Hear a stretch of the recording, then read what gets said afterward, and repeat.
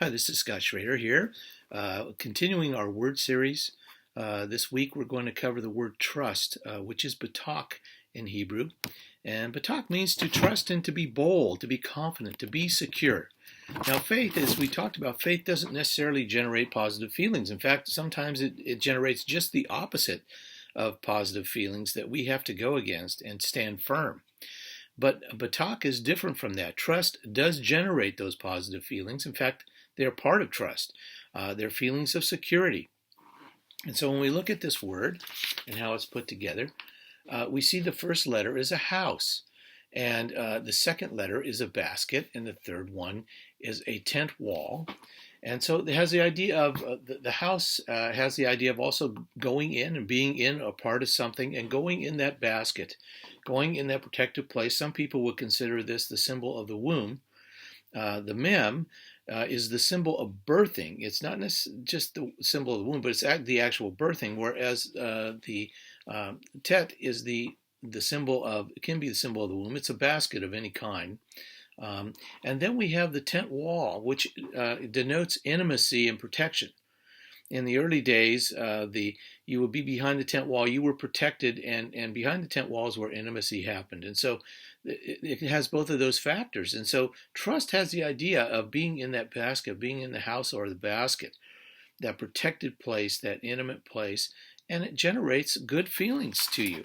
It says, "Blessed is the man who trusts in the Lord, whose confidence is in him," in Jeremiah 17:7. And so you're blessed.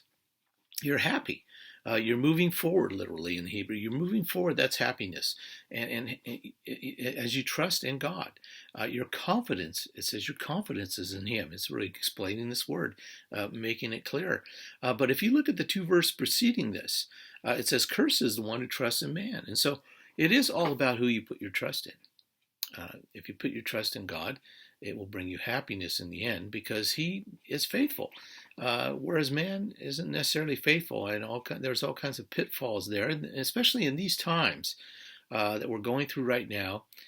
We want to put our trust in the Lord. We want to trust him that he's going to work everything to our good, even in the situation that we're in right now. So I want to direct you to Philippians chapter 4, verses 6 through 7. It says, "Don't be anxious for anything, first of all." It says, "Pray about everything." It says, "Be thankful. And God's peace will keep your heart and mind."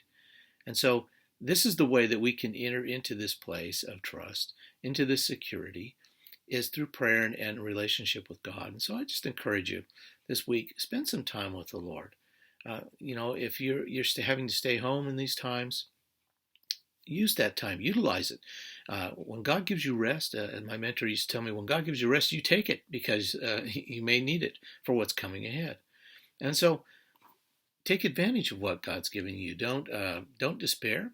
Don't be fearful, but rather take it as a blessing, a time that he's given you to rest and have time with him.